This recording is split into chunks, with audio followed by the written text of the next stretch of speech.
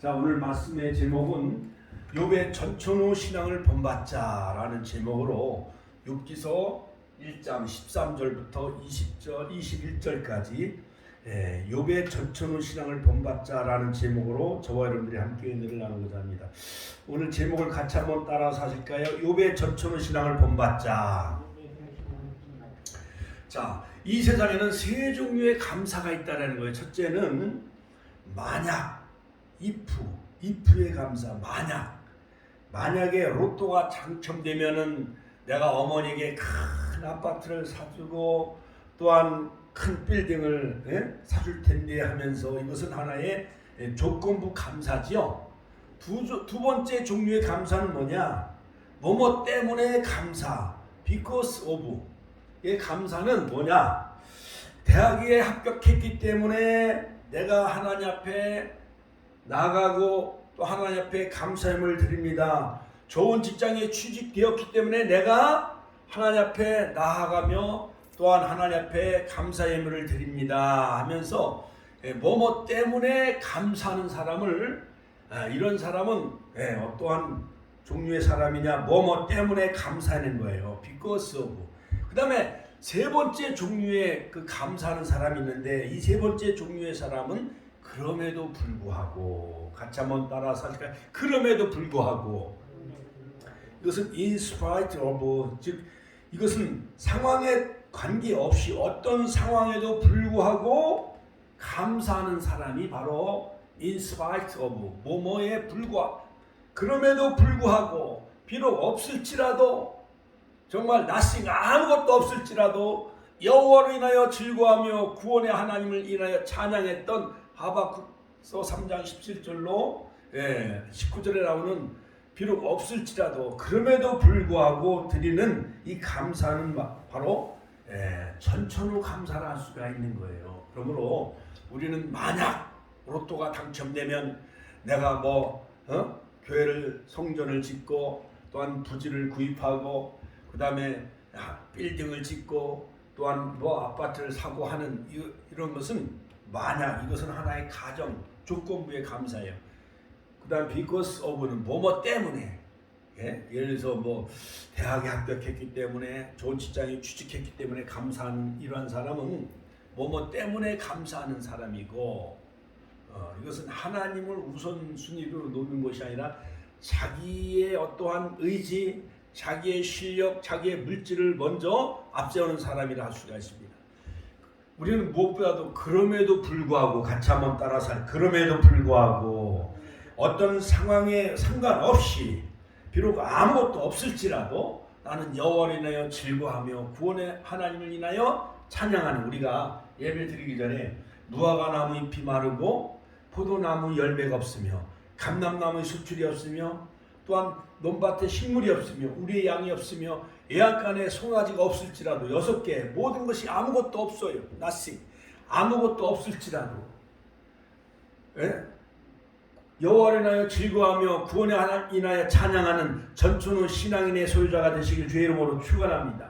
코로나로 2년 동안 3년 동안 교회 나오지 못하고 예배를 드리지 못했음에도 불구하고 또한 여러가지 엎친 데 덮친 격으로 여러가지 서울 한복판에서 젊은이들이 막 158명이 압사당해서 죽고 많은 그런 부상자가 발생했음에도 불구하고, 그럼에도 불구하고 우리는 영원하신 하나님을 붙잡으시고, 할렐루야, 우리의 구원자이신 야훼 하나님, 또한 전능하신 엘로힘의 하나님, 그 다음에 만군의 여호와 하나님, 할렐루야, 그 하나님, 우리와 항상 함께 하신 임마누엘이 되시는 그 예수님을 의지하며 살아가는 우리 축복의 가족들이 다 되시기를 주의 이름으로 축원합니다. 자, 오늘 바로 욥기서 우리가 1장 13절로 21절 말씀 읽었는데요. 자, 욥은 어떠한 감사가 있었느냐? 첫 번째는 주신 것에 대한 감사가 있었습니다. 자, 오늘 욥기서 1장 20절로 21절에 보면은 같이 한번 읽을까요? 욥이 일어나 겉옷을 찢고 머리털을 밀고 땅에 엎드려 경배하며 가로되, 자, 내가 못해서, 같이 한번, 내가 못해서 적신이 나왔사온즉, 옛날 성경은 적신, 개혁 성경은 적신, 붉은 핏덩어리로 나와 싸운즉. 그러나 지금은 새로 개혁 개정된 그 성경은 알몸으로 나와 싸운즉. 더 이상해요. 더 이상하게 어떻게 보면은 알몸이란 표현이 더 무서워요. 차라리 적신이 더 우리는 60여 년 동안 이 옛날 개혁 성경을 읽고 신앙생활했기 때문에 그것이 더 영감이 와요. 또한 적신이 그리로 돌아가올지라 주신 자도 여호와시요 취하신 자도 여호와시오니. 할렐루야. 자, 우리가 내가 나오고 싶어서 엄마 뱃속에서 나왔어요. 부모님의 은총으로 내가 이 세상에 태어났어요. 부모님의 은총으로 내가 이 세상에 태어난 거잖아요. 그렇죠? 또한 부모님은 다 하나님이 주셨기 때문에 할아버지, 그 다음에 고조 할아버지, 고조부, 그 다음에 증조부, 고조부 이렇게 계속 위로 올라가다 보면 아담까지 올라가고 하나님께 올라가잖아요. 그렇기 때문에 내 의지로 내가 나오고 싶어서 이 세상에 태어나는 것이 아니라 하나님의 은혜로 하나님의 은총으로 우리가 이 세상에 태어나게 되어졌잖아요. 그렇지요? 자, 이 세상에는요 감사하며 사는 사람이 있습니다. 또한 반대로 감사할 줄 모르고 원망하며 불평하는 사람들이 많이 있지요. 그런데 가장 지혜롭게 사는 사람은 어떤 사람이냐? 감사하며 사는 사람이 정말 지혜로운 사람이라 할 수가 있어요. 그렇지요. 같이 한번 따라서 감사하며 사는 사람이 지혜로운 사람이다. 그리스의 철학자 아리스토텔레스도 지금 BC 약 384년에서 322년 동안 살았던 헬라의 철학자의 대명사라 일컫는 그 아리스토텔레스도 행복은 감사하는 인간의 것이다 라고 말했습니다. 그런가 하면 동양의 인도의 시성 이타고르도 감사의 분량이 곧 행복의 분량이다 라고 말했죠. 그렇다면 여러분은 감사하며 살아가시겠어요? 아니면은 원망하며 불평하며 살아가시겠어요? 감사하며 살아가야지요. 어머님 앞에 가서 어렸을 때 사춘기 때 남들은요 청바지에다가 명품 구두에다가 어디 여행 가고 수학여행 가고 그러면 돈도 많이 주고 좋은 청바지도 사주고 그러는데 가난한 시골에서 태어난 저는 청바지가 어딨어. 옛날 시골에 그냥 작업복이잖아. 그렇지요. 그 다음에 그 기차표 그 검은 그 고무신은 떨어지지도 않아. 기차표 진양 그런 그 검정 고무신. 그러니까 소풍 가면은 남들은 다 계란 후라이에다가 계란 같은 거 삶아오고 또한 부모님들이 선물 사과에다가 김밥에다가 이렇게 해가지고 오는데 시골에서는 김 사기가 그렇게 쉬워요? 어려워요? 어려워. 김밥 소풍 갈 때 김밥 싸가기도 어려웠습니다. 계란이 어디 있어요? 닭을 키워야 계란을 그 토종닭이 계란을 낳아야 그걸 삶아가지고 그걸 보관했다가 옛날 그 어머님들은 항아리에 쌀독에다 계란을 이렇게 보관해 놓으시더라. 그렇지요? 그래가지고 소풍 갈 때 되면 그걸 삶아가지고 이제 어머님하고 이렇게 소풍 같이 가는 게 같은 친구들하고 막 비교가 되는 거예요. 야, 너희 엄마 왔냐? 아니면 너희 뭐 누나가 왔냐? 너희 형님이 왔냐? 아빠가 왔냐? 그 소풍 가면은 옛날 잘 사는 그 집안의 그 부모님들은 도시락을 2개, 3개씩 이렇게 준비해가지고 선생님 감사합니다 하면 선생님한테 갖다 드렸잖아요. 그렇지요? 근데 요즘은 그런 아름다운 미덕이 없어요. 그렇지요? 그럼 스승의 날도요, 뭐 카네이션을 달아드리거나 뭐 선물을 드리면 그것도 여러 가지 뭐 법에 위배가 된다고 그래가지고 지금은요 너무 삭막해요. 스승과 제자 사이에 아름다운 그런 덕이 없습니다. 자, 그래가지고요. 그러면은 그냥 모처럼 한번 소풍 가면은 콜라, 사이다 한번 사 먹는 게 꿈이었어요. 그렇지요? 그리고 빵 하나 사 먹는 게 그렇게 기대가 되어졌잖아요. 소풍 한번 가려면은. 자, 그럼에도 불구하고 옛날에 사춘기 때 그냥 막 다른 아이들은 여러 가지 학용품도 많이 사줘요. 좋은 가방도 사줘요. 자전거도 막 사줘요. 그런데 시골에서 자전거 사기가 쉬워요? 어려워요? 어려우니까 이러려면 왜 낫냐고 막 그래. 옛날 막 그 친구들은 예? 예? 왜 남들처럼 떳떳하게 학교를 보내지도 못하고 가르쳐 주지도 못하고 하려면 차라리 왜 나게 하냐고 말이요. 그 부모의 막 가슴에 못을 박고 하는 그런 그 친구들이 참 많이 있었어요. 고등학교 못 들어가면 나쁜 친구들하고 사귀면서 술 마시고 망나니 짓을 하고요. 또 대학도 못 들어가면은 서울 같은데 어디 취직을 해가지고 뭐 돈을 벌고 그러는데 우리 고등학교 다니다 보니까는 고등학교 여학생 친구가 벌써 결혼해가지고 애를 얻고 다니더라고요. 우리는 이제 고등학교 다니는데 벌써 고등학교 동창회 친구는 벌써 애를 낳았고 애를 얻고 다녀요. 그래가지고 막 그때는 막 지혜가 없고 그러니까 부모한테 막 원망도 하고 이러려면 왜 낳냐고 운동화도 하나 못 사주고 명품 가방도 하나 못 사주고 용돈도 하나 못 사주면은 차라리 죽을 거야. 옛날 그 7명, 9명 자녀를 낳은 자녀들 중에 그런 자녀들도 있었잖아요. 그렇지요. 그러니까 너무 상황이 힘들으니까 엄마한테 다 화풀이 하는 거예요. 그러니까 엄마가 나 받아줘요, 안 받아줘요? 받아줘요. 옆집에서 돈을 꼬가서라도 막 학용품을 사주고 또한 돈을 빌려서라도 또 학교 보내고 스케치북 사주고 크레파스 사주고 옛날에는 크레파스도 사기가 어려웠어요? 쉬웠어요? 크레파스 사기도 참 어려웠어요. 학교에서는 뭐 붓글씨 대회니 뭐 여러 가지 그림 대회니 이런 게 참 많이 있었잖아요.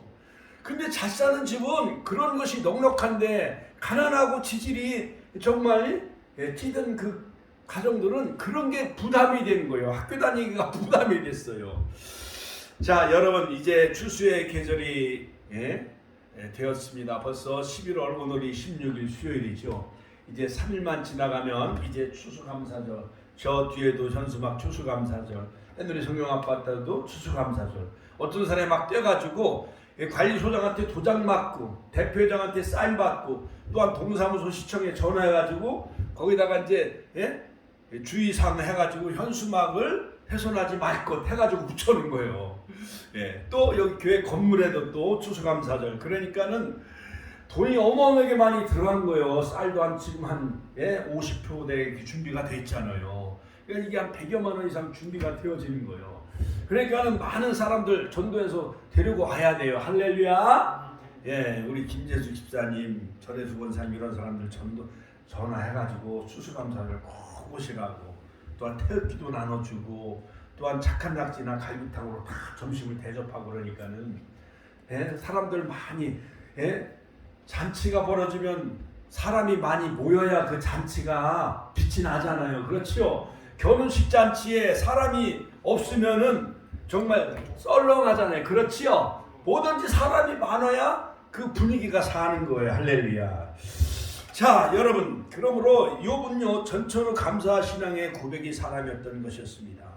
자, 욥에 대해서 우리가 좀 살펴본다고 하면은 우스 땅이라는 땅에 태어난 이 욥이라는 사람이 있었어요. 그 사람은 온전하고 정직하고 하나님을 경외하면서 악에서 떠난 사람이었어요. 의인이었어요. 자, 그래서 그의 모든 이력서를 살펴보면은 외모는 말하지 아니하고 그의 성품을 말하고 있는데 온전하고 정직하고 하나님을 경외하며 악에서 떠난 사람이었던 것이었습니다. 한마디로 요약하면 하나님의 사람이었어요. 욥은. 자, 첫 번째 인적 사항을 살펴보면 욥이라는 이름은 회개하는 자, 울부짖는 자라는 뜻이에요. 욥. 자, 금산에 어떤 그 시골에 가보니까는 이름을 욥이라고 이름을 진 사람이 있어요. 그 다음에 대전에 여러 가지 성경 맥잡기 하는 그 목사님 이름이 이욥 목사님이에요. 근데 아버지도 목사님이셨대.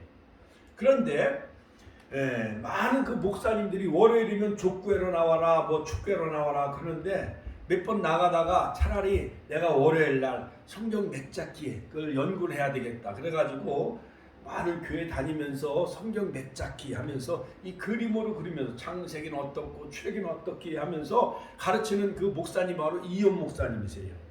근데 욥의 뜻은 뭐냐? 회개하는 자, 그 다음에 울부짖는 자, 적을 가진 자라는 뜻이에요. 욥. 그러니까 욥의 이름 자체가 좋은 이름이에요. 조금 약간 이상한 이름이에요. 약간 이상한 이름이에요. 우울한 이름이요. 울부짖는 자, 회개하는 자, 적을 가진 자. 자, 족장 시대 약 2000년 전의 사람이요. 그러니까 아브라함 시대와 거의 방불한 그 시대에 살았던 사람이 바로 욥이라 할 수가 있습니다. 그는 동방의 우수 땅에 거주하는 사람인데 오늘 새벽에 일어나서 또 어제 저녁에 이 말씀을 준비하면서 제가 강단에 엎드리면서 성경에 큰 어려운 재난을 당한 사람이 바로 아브라함도 아닌 욥이요. 욥. 다윗도 아니야. 다윗도 많은 고난을 겪었지만은 모세도 많은 고난을 겪었고 아브라함도 많은 고난을 겪었습니다. 그 다음에 욥은 평탄한 삶을 살았어요. 100세의 아들을 낳았으니 바로 이 이삭은요 할아버지 같은 아버지가 난 거예요. 그러니까 이삭에 대한 이력서는 별로 없어요. 야곱은 파란만장한 삶을 살았어요. 요셉은 형들에 의해서 인신매매 당해가지고 미디안 상인 애굽으로 노예로 팔려간 사람이 바로 요셉이었어요. 억울하게 누명을 쓰고 감옥에 갇힌 사람이 바로 요셉이었어요.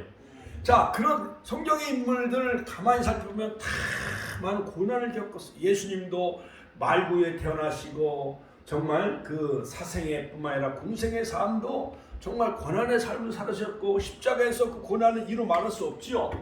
자, 그렇지만은 이 구약의 인물 가운데 가장 고난을 겪은 사람, 어려움을 겪은 사람은 바로 욥이라 할 수가 있습니다. 자, 욥의 시대적인 배경을 살펴보면 욥의 생존 시에 관해 성경은 정확한 정보를 제공하지 않습니다. 다만 다음과 같은 두 가지 이유로 인해 아브라함과 동시대에 살았다고 추정을 하는데, 자, 첫째로 욥의 생애에 대한 정보를 주는 욥기에 대해 모세율법이나 율법에 준하는 종교의식에 관한 기사가 없어요. 그러니까 율법 이전의 사람이에요. 아브라함 시대에.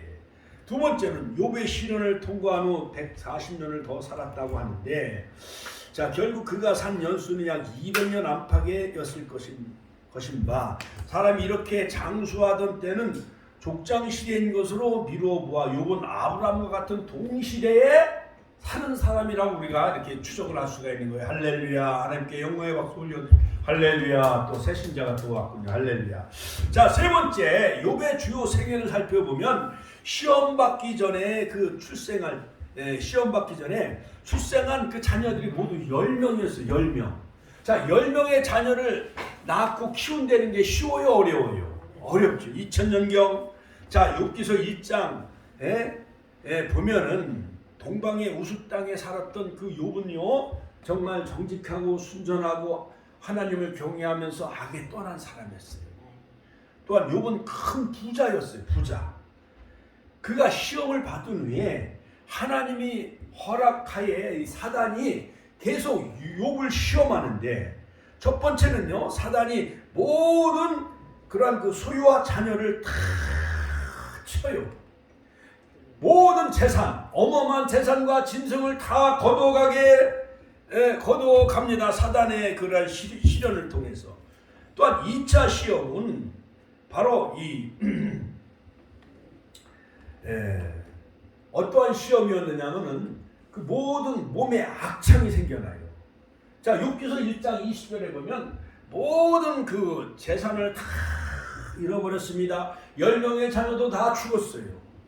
그럼 우리 권사님도 우리 사랑하는 귀한 성도님, 뒤에 새로 오신 성도님 생각해봐요. 10명의 자녀를 하루아침에 잃었어요. 모든 재산이 다 불타고 다 풍지박산났어요. 짐승도 다 없어졌어요. 죽었어요. 자, 그런데 그 종들이 와서 보고하는데 나만 홀로 남아서 이렇게 도망해 와서 주인께 보고하는 거예요. 자, 그런데 욥이 내가 또한 적신이 그리로 돌아가올지라, 같이 읽습니다. 시작. 또한 적신이 그리로 돌아가올지라, 주신 자도 여호와시오 취하신 자도 여호와시오니 내가 여호와를 찬송하리로다. 할렐루야. 여호와 이름이 찬송을 받으실지니라. 아, 이렇게 등신이 어디 있어 세상에. 하나님 너무합니다 하면서 원망하며 불평하는 것이 보통 인지상정이잖아요. 그렇지요. 아마 대한민국에 또한 전 세계적으로 이러한 엄청난 재난을 겪으면 대부분 하나님을 욕하고 저주하고 불평하며 원망하는 사람이 많이 있었을 거예요. 그런데 이 욥은요 10명의 자녀를 다 잃었습니다. 모든 재산과 짐승을 다 잃어버렸어요. 풍지박산나고 불타서 없어졌어요. 그런데 욥은 오히려 내가 어머니 태에서 적신 붉은 핏덩어리로 나왔사온즉 적신이의 그리로 돌아가올지라. 주신 자도 여호와시오 취하신 자도 여호와시오니 내가 여호와 이름을 찬송하리다. 할렐루야. 하나님께 영광의 박수 올려드립시다. 할렐루야. 여러분 이왕 10명의 자녀는 하나님이 다 주신 거잖아요. 그렇지요. 하나님이 서로 같이 가신 거야. 모든 집과 모든 짐승 때도 하나님이 주신 거잖아요. 다 가져가신 거잖아요. 그러니까 주신 자도 여호와시오 취하신 자도 여호와시오니 내가 여호와 이름을 찬송할지니라. 욥기서 1장 20절 21절. 그러니까 욥의 신앙은 대단히 위대해요, 안 위대해요? 대단히 위대하죠. 아브라함의 신앙과 거의 흡사하다 할 수가 있습니다. 자, 그런데 이제 드디어 두 번째 이제 2라운드가 시작이 됐어요. 욥기서 2장에 넘어가니까 이제 악창이 들어가지고요, 피부병이 온몸에 다 들은 거예요. 네, 악창이 들어가지고 이제 사단이 이렇게 하면 이제 욥이 하나님을 원망하고 불평하고 떠날 줄 알았어. 그런데 욥이 오히려 하나님을 더 찬양해. 고난과 재난과 역경이 닥칠수록 욥은 더 하나님을 찬양하며 하나님을 높이는 거예요. 그러니까 두 번째 또 사단이 욥이 이렇게 까닭없이 하나님을 경외하는 이유는 모든 재산을 산으로 다 두르게 해주셨기 때문에 욥이 하나님을 믿는 거지, 그 물질 때문에 하나님을 믿는 거지, 그가 그 믿음이 원래 좋은 믿음이 아닙니다 하며 사단이 막 밀가부로 타면서 막 그렇게 시험을 하는 거예요. 근데 첫 번째 시험에서 사단이 패배하고 욥이 이겼습니다. 두 번째 이제 악창이 들겠어요. 악창, 온몸이 막 나병, 한센병, 문둥병이 다 들겠어요. 그러니까 죄를 뒤집어 쓰고 지화장을 갖던 진물이 나니까 그걸 득득 긁고 있었어요. 그러면 우리 권사님이나 우리 성도님 만약에 온몸에 지금 나병, 문둥병이 들었다고 생각해봐요. 대번 병원에 가서 진찰받고 약을 바르잖아요. 그렇죠? 그런데도 안 나는 거야. 그러니까 엎친 데 덮친 격으로 불난집에 부채질 하는 식으로 이제 부인이 와가지고 하나님을 욕하고 저주하고 죽으라고 하면서 막 그 아내마저 막 욥을 박해래. 그때 욥기서 2장 10절에 보니까 우리가 여호와께 복을 받았은즉 재앙도 받지 아니하겠느냐? 예? 하나님이 복을 주셨는데 재앙을 받는 것은 당연한 것 아니냐 하니까는 그 아내가 욥이 너무 하나님을 경외하고 그 믿음이 변하지 아니하니까 욥의 아내가 욥의 곁을 떠났다라는 것이 나와요. 그 다음에 두 번째 시험에서도 사단이 패배를 해요. 그리고 이제 2장이나 3장부터 38장까지 계속 보면은 계속 연속적으로 소발, 빌닷, 엘리바스, 엘리후 이 친구들이 계속 와서 위로는 해주지 않냐고 번뇌케, 오히려 욥을 번뇌케. 내가 죄 때문에 이러한 재난을 겪는 거야. 또한 인과응보론 율법적으로 계속 경험론적으로 계속 욥을 욕해. 우리가 친구가 병원에 입원하면 가서 위로해 줘야 되잖아요. 그렇지요. 과일이나 또한 선물 사들고 가서 힘을 내세요, 용기를 내세요, 이렇게 위로해 줘야 되잖아요. 그래야 그 친구가 낫고 다시 태어날 수가 있잖아요. 아니 그런데 너 죄를 많이 져서 이렇게 병원에 너 입원해 있는 거야, 암병 걸린 거야, 여러 가지 장염, 위장병, 여러 가지 암병에 걸리고 너 하나님 벌을 내리고 이렇게 하면은 죽을 맛이잖아요. 그렇지요. 그러니까 욥의 친구들이 계속 번뇌케요. 자, 그런데 욥은요 그런 가운데서도 자신이 태어난 날을 원망할지언정 결코 하나님께 대한 불신앙적인 태도나 직접적인 원망은 하지 않았어요. 또 아내와 친구들에게 버림을 받고 질책을 당하면서 끝까지 믿음의 순전함과 그 자제력을 잃지 않았어요. 욥기서 23장 10절 나의 가는 길을 오직 그가 아시나니 그가 나를 단련하신 후에는 내가 정금과 같이 나오리라. 우리 권사님 집사님들이 오래 신앙생활하면서 때로는 옛날 우리 시골집에 막 소도 잃어버렸어. 새끼 뱀소 누가 훔쳐갔어. 그리고 또 우리 아버지가 그 또 소가 옛날 황소가 또 들이받아가지고 갈비뼈가 부러졌어. 병원에 입원했어. 그러니까 동네 사람들은, 교회 안 다닌 사람들은 다 뭐하든지 다 잘 돼. 근데 교회 다니는 집사님, 권사님네 가정은 소한테 받쳐서 갈비뼈가 부러지지 아니하나, 또 소를 키웠는데 그 소를 누가 도둑놈이 훔쳐가지 아니하나. 그 예수 잘 믿으면 복 받는 거라고 생각을 하고 있지만은 복 받는 거 대신에 재난과 고난이 닥쳐요, 안 닥쳐요?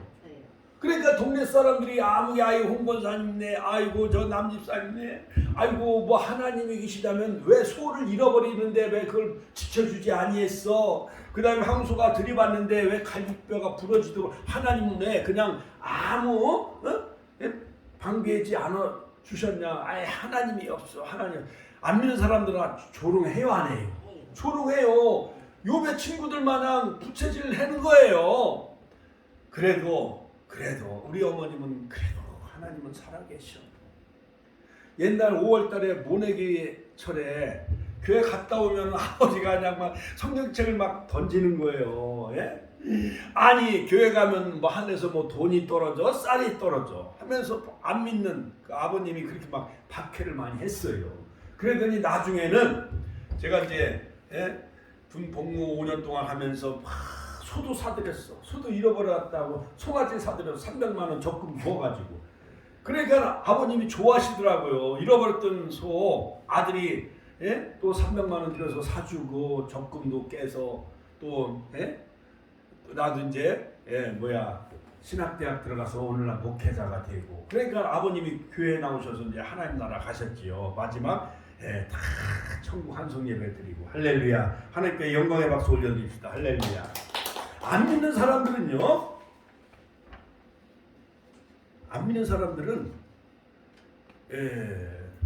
뭐 그냥 하나님이 그냥 금이나 은이나 돈이나 그냥 하늘에서 뚝뚝 떨어지게 하는 줄 알았어요. 그게 아니에요. 욥을 생각해봐요. 엄청난 고난과 시련을 겪었어요. 그는 순전하고 정직하고 하나님을 경외하면서 악에 떠난 자였는데 10명의 자를 다 잃었습니다. 모든 재산과 모든 침식대 어마어마한 재산, 동방에서 큰 부자였어. 오늘날로 말하면 삼성그룹 이재용 회장님과 같은 그 어마어마한 세계적인 부자였어, 욥이.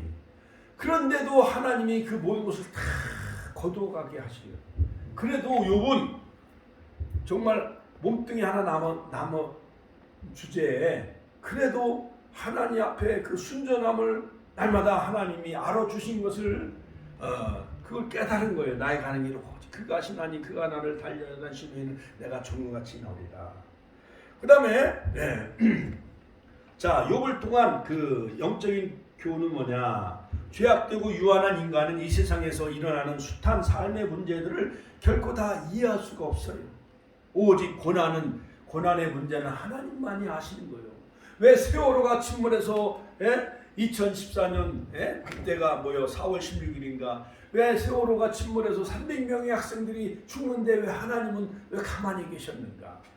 또한 서울의 한복판에서 이태원에서 많은 젊은이들이 할로윈 축제하는데 왜 하나님은 침묵하고 계셨는가?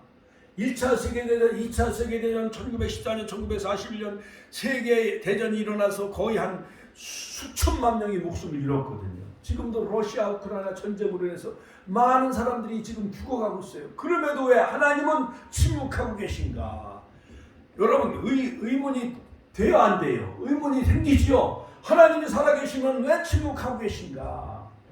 자, 우주와 역사의 절대 주권자이신 이 하나님의 섭리에 대해서 우리는 전적으로 신뢰하며 역사의 수레바퀴를 운행하시는 하나님이 계시다는 것을 우리는 믿어야 됩니다.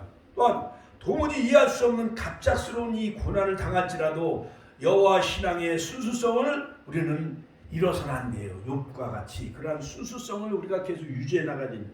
세 번째, 성도는 마땅히 사람 앞에서 끝까지 신앙의 순결을 지켜야 나가야 됩니다. 네 번째, 시험을 통과한 후에 전부 다 갑절의 축복을 받은 그 욥의 생애를 살펴보면서 자, 하나님은 처음에는 낮추셔요. 처음에는 낮추시고 고난을 주셔. 개척교회가 이게 10여 년이 돼도요 부흥되는 게 그게 쉽지가 않아요. 좀 붙어 있을 만하면 나가고 또 유학 저 해외로 또 이민 가고 또 서울로 이사 가고 어디로 이사 가고 직장 따라 다 이사 가고 그러니까 개척교회 그 멤버들이 계속 붙어 있는 게 아니에요. 10년 돼도 교회가 부흥되질 않는 거예요. 그것처럼 오늘날 뭐 세계적인 여의도 순복음교회 조용기 목사님 하루아침에 그렇게 부흥된 게 아니에요. 불광동 깨밭에서 천막 쳐놓고 막 비가 오면 소나기가 오면은 깨우리가 펄쩍펄쩍 뛴대요. 그래도 은빛 날개 타고 세계를 선교한 그 야망과 그 비전을 가졌다는 거예요. 할렐루야. 하나님께 영광의 박수 올려드립시다. 할렐루야. 자, 그러므로 여러분 모든 훌륭한 사람들은 하루아침에 그냥 영웅이 된 게 아니에요. 나폴레옹도 하루아침에 영웅이 된 게 아니에요. 록펠러도 하루아침에 세계적인 부자가 된 게 아니에요. 아브라함도 하루아침에 믿음의 조상이 된 게 아니에요. 75세에 부름을 받아가지고 본토 친척 아비집을 떠나 지시할 땅을 향해 나아가라. 하나님의 그 미션 명령을 따라 말씀을 쫓아갔던 아브라함 25년 동안 연단을 시켜요. 25년 동안 연단을 시키는데 75세에서 100세까지 무려 10차례의 시험을 겪게 하셔. 여러 가지 롯과 헤어지는 것, 그 다음에 애굽으로 내려가는 것, 그 다음에 애굽에 내려가서 자기 부인을 누이라고 속인 것, 그 다음에 여러 가지 많은 그러한 그 하가를 먼저 취하고 거기서 이스마엘을 낳아서 또 이스마엘을 쫓아낸 것. 그러니까 아브라함이요, 우리가 믿음의 조상 아브라함을 존경하고 우러러 보지만은 성경 전체가 아브라함과 이삭과 야곱, 예수 그리스도의 세계, 아브라함과 다윗의 자손 예수 그리스도의 세계, 이것이 전체 신구약에 흐르고 있는데 그 아브라함의 생애는 고난의 삶이었어요. 고난의 삶. 우리 이명수 목사님 한 10여 년 동안 이제 나오셨잖아요. 개척교회 다니는 게 쉬워요, 어려워요? 어렵지요. 우리 윤양훈 권사님도 한 3년 나오셨잖아요. 그렇죠. 개척교회 다니는 게 쉬워요, 어려워요? 어려워요. 우리 오늘 처음 나오신 분도 신앙생활하는 게 쉬워요, 어려워요? 신앙생활하는 게 어렵지요. 어려운 거요. 왜냐면 내 시간을 들여야 되지, 물질을 들여야 되지, 추수감사절을 지켜야 되지, 부활절을 지켜야 되지, 성탄절을 지켜야 되지. 근데 욥은요, 내가 못해서 알몸으로 적신으로 나왔사온즉 또한 알몸이 그리로 돌아가올지라. 주신 이도 여호와시오 거두신 이도 여호와시오니 여호와의 이름이 찬송을 받으실지이다 하고 이 모든 일에 욥이 범죄하지 아니하고 하나님을 향하여 원망하지 아니하였더라. 욥기서 1장 21절 22절. 할렐루야. 욥과 같은 신앙을 소유하시길 주의 이름으로 축원합니다. 그러므로 기독교는 감사의 종교예요. 같이 한번 따라서 기독교는 감사의 종교요. 중세 유명한 신학자 어거스틴도 고린도전서 13장 13절 믿음, 소망, 사랑 그 중에 제일은 사랑이라. 거기에 하나를 더한다면 바로 감사를 더해야 된다라고 그렇게 말했습니다. 자, 그러므로 여러분 우리는 무엇보다도 욥은 첫 번째로 주신 것에 대해서 감사했어요. 두 번째는 뭐냐? 거두어 가신 것에 대해 감사했다. 같이 한번 따라서 거두어 가신 것에 감사했다. 여러분 만약에 여러분들이 살고 있는 집이 불났다고 하면 감사할 사람이 있어요, 없어요? 없지요. 아니 이태원 참사에 대해 손주들이 다 10대 20대가 죽어갔는데 감사할 사람이 어디 있겠어요? 코로나가 닥쳐가지고 많은 사람들이, 어르신들이 요양병원에 입원한 사람들이 많이 죽어갔어요. 한국에도 수천 명이 죽어 코로나로 또 감염되고 전 세계적으로 수천만 명이 그 코로나 때문에 목숨을 잃었어요. 그런데 우리가 어떻게 감사해야 됩니까? 그런데 시편 50편 23절에 보면 감사로 제사를 드린 자가 하나님을 영화롭게 하나니 그 행위를 옳게 하는 자에게 내가 하나님의 구원을 보이리라. 그 다음에 데살로니가서 5장 16절 항상 기뻐하라, 쉬지 말고 기도하라, 범사에 감사하라. 같이 한번 따라서 범사에 감사하라. 이는 그리스도 예수 안에서 너를 향하신 하나님의 뜻이요, 하나님의 뜻. 그러니까 이것은 명령이요. Be joyful always. 하나님 무조건 항상 기뻐하라. 무조건 쉬지 말고 기도하라. 무조건 범사에 감사하시길 주의 이름으로 축원합니다. 그랬더니 욥은 나중에 욥기서 42장에 보면 갑절의 복을 주시는데 또한 10명의 자녀를 거두어 갔잖아요. 그런데 또 10명의 자녀를 또 줬어요. 소유물과 짐승 재산을 다 빼앗아 갔음에도 불구하고 감사했더니 하나님이 물질을 갑절을 더 주신 거예요. 정수에부터 발끝까지 악창 피부병으로 만신장이 되어졌는데 바로 욥은요 하나님이 더 위대하게 만드신 것을 볼 수가 있습니다. 그러므로 우리는 이 추수감사절을 앞두고 우리는 감사로 하나님 앞에 예배하며 제사하는 자 되시길 주의 이름으로 축원합니다. 그러면 욥은 어떻게 하나님 앞에 감사를 드렸는가요? 예배로 감사를 드렸습니다. 같이 한번 따라서 예배로 감사를 드렸다. 옷을 찢었습니다.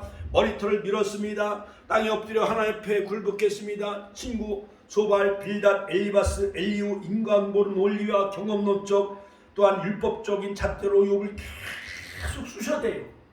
내가 이렇게 고난받는 것은 내가 죄를 졌기 때문에 이렇게 어려움을 당하는 것이다. 35장에 보면 욥기서 엘리우와 끝없는 논쟁을 해요. 엘리우가 욥을 계속 공격하는 내용이 나옵니다. 자, 그래서 이제 오늘은 짧게 제가 마치고 그 12시가 다가오니까 또 나중에 제가 금요일 날이나 또 시간이 되어지면 욥기에 대해서 또 제가 또 설교를 또 하겠습니다. 자, 그러므로 이 엘리우가 변론하는 것은 하나님과 사람의 차이가 있다라는 것을 우리에게 잘 말해주고 있지요. 초월자이신 하나님을 강조하고 있는 것을 볼 수가 있습니다. 자, 그리고 마지막 세 번째는 뭐냐? 욥은 어떻게 감사했느냐? 첫 번째는 주신 것에 대해 감사. 같이 한번 따라 주신 것에 대해 감사. 그 다음에 거두어 가신 것에 감사. 여러분 주신 것에 대해서는 감사할 수가 있어요. 누가 남편이 월급을 타온다든가 아들이 첫 월급을 타와서 속옷을 사준다든가 옛날에 어머님들은 아들이 첫 월급 타면 속옷을 사준다는 말이 있잖아요. 그랬죠? 저도 옛날 20살 때 첫 월급 타가지고 우리 어머니 부모님 속옷을 사다 드렸어요. 그래야 복 받는다고. 자, 주신 것에 대해서는 감사할 수 있어요. 누구나. 그래서 로또가 당첨됐다든가 뭐 월급을 많이 탔다든가 뭐 횡재를 했다든가 땅을 샀는데 땅값이 올랐다든가 주신 것에 대해서는 감사할 수 있지만 거두어 가신 것, 잃어버린 것에 대해서 감사할 수가 있어요, 없어요? 없지요. 병을 들었다든가 누가 아들이 교통사고 나서 죽었다든가 집이 불타 없어졌다든가 그런데 감사할 사람이 어디 있겠어, 세상에. 그런데도 욥은 없음에도 불구하고 거두어 가신 것에 대해서 감사한 거예요. 두 번째. 세 번째는 뭐냐? 욥은요, 욥처럼 이런 고난에서 고난 중에도 욥은 고난 중에서도 그 믿음이 변질되지 않았다라는 거예요. 고난 중에도 같이 한번 따라서 욥은 고난 중에도 그 믿음이 변질되지 않았다는 거예요. 나의 가는 길은 어디 그가 하시나니 그가 나를 단련하시면은 내가 정무같이 나오리라. 할렐루야. 자, 여러분 이러한 감사가 있어야 돼요. 예를 들어서 세상이 막 가정이 깨지고 뉴스에 보면 막 이혼하고 그러한 일들이 보도가 된다 할지라도 그래도 남편은 아내를 믿어야 돼, 안 믿어야 돼? 믿어야 그 가정은 행복한 거예요. 또한 남편이 해외 나가서 바람 피우고 막 깨진다 할지라도 아내는 누구를 믿어야 돼? 남편을 믿어야, 그래야 그 가정은 오래가고 행복한 거예요. 성도들은 목회자를 믿어야 되고 목사는 하나님을 믿어야 우리가 그 세상 끝날까지 주님 오시는 그날까지 그 믿음이 변질되지 않아야 우리가 행복하고 축복을 받을 수가 있는 거예요. 할렐루야. 결론적으로 우리는 이 추수감사절을 맞이하면서 욥과 같이 고난 속에서도 천천후 감사를 할 수 있는 그러한 성숙한 축복의 성도가 다 되시기를 주의 이름으로 축원합니다. 참고 견디면은 하나님이 복을 주시는 거예요. 갑절의 복을 주셨잖아요. 욥기서 42장. 할렐루야. 그래서 옛날에 어른들이 이런 말을 많이 했잖아요. 그렇죠? 자, 참을인자 쓰시면은 죽을 사람도 살릴 수 있다라는 그러한 그 얘기를 많이 하잖아요. 그러니까 옛날에 뽕나무가 뽕하고 방구를 끄니까 대나무가 떼끼는 그런데 참나무가 뭐라 그랬어요? 참어라. 그러니까 욥처럼 이렇게 인내하고 야고보서에 보면 욥의 인내를 배우라 이렇게 우리에게 강조하고 있잖아요. 자, 이제 송명희 시인에 대해서 이제 간증을 하고 이제 그 이야기를 하고 이제 마치겠어요. 이 송명희 시인은 뇌성마비였어요. 64년생이었는데 주옥과 같은 많은 시를 썼어요. 많은 사람들이 감동을 많이 줬습니다. 그는 태어날 때부터 꿰어진 질그릇과 같은 존재였어요. 의사의 부주의로 아귀의 뇌를 잘못 건드려가지고 태어나자마자 그는 울지도 못하고 몸을 가누지도 못했어요. 걷지도 못했어요. 그러니까 여물지 못한 계란처럼 흐물렁흐물렁 되는 거예요. 아무것도 배우지도 못하고 걸어 다니지도 못하고. 그러니까 입에다가 붓을 물어가지고 붓글씨를 써서 하나님을 찬양한 거예요. 나 가진 재물 없으나, 나 가진 지식 없으나 공평하신 하나님이 하면서 나 하면서 가진 재물 없으나, 나 남이 갖지 못한 지식 없으나 공평하신 하나님이 나 남이 갖지 못한 것 갖게 하셨네. 할렐루야. 자, 그는 7살까지도 누워만 있다가 업으면 머리가 등 뒤로 막 꼬꾸라지고 허리가 막 빠지고 목이 꺾일 듯한 고통을 느꼈다는 거예요. 송명희 시인은 10살이 넘어가면서 하나님과 어머니를 원망하기 시작을 했다는 겁니다. 마치 18살 다이빙을 하다가 머리를 부딪혀 목 이하에 전신마비가 된 그런 조니 에릭슨처럼, 닉 부이치치처럼 이 사람은 팔도 없어, 다리도 없어. 근데 수영대에 나가서 우승을 했어요. 몇 번 자살하려고 했대. 뛰어내려서 자살하려고. 근데 닉 부이치치가 여의도 수목교에 오셔서 또 간증도 하고 전 세계 다니면서 간증을 했잖아요. 자, 송명희 시인은 자기를 사랑하면서도 때로는 욕설을 퍼붓는 아버지가 원망스럽고 자기에게 아무것도 해주지 못한 어머니가 원망스러웠다는 거예요. 그런 집이 싫었고 그런 세상이 싫었다는 것입니다. 그리고 하나님이 원망스러웠다는 거예요. 송명희 시인은. 송명희 시인은 깨어진 질그릇이었습니다. 몸뿐만 아니라 그의 마음과 정신과 영혼은 완전히 망가지고 깨어졌던 것이었습니다. 송명희 시인은 보배를 담은 고귀한 질그릇이었어요. 송명희 씨는 16살 되던 해 그가 극심한 절망에 빠졌을 때 하나님을 만나게 되어졌다는 거예요.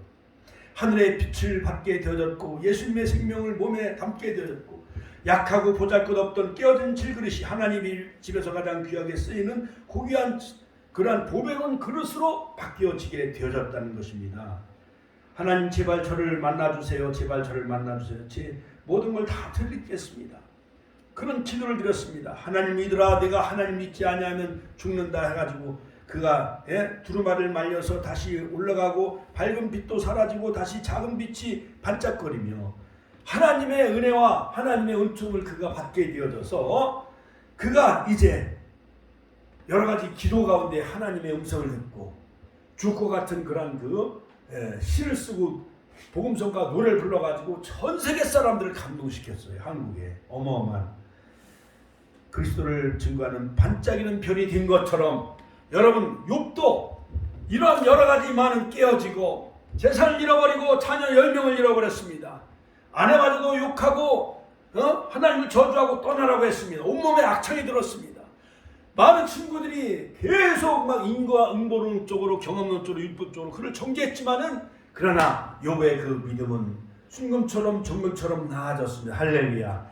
그 고난과 어려운 역경 속에서도 참고 인내했더니 하나님이 10명의 자녀를 주셨고 또 갑절의 복을 주신 것처럼 이러한 추수감사절을 우리가 준비하며 맞이하면서 욥과 같이 전천후 신앙 이러한 신앙을 소유하는 우리 축복의 가족들 되게 해달라고 우리가 주여 버리시네 통으로 기도하겠습니다. 주여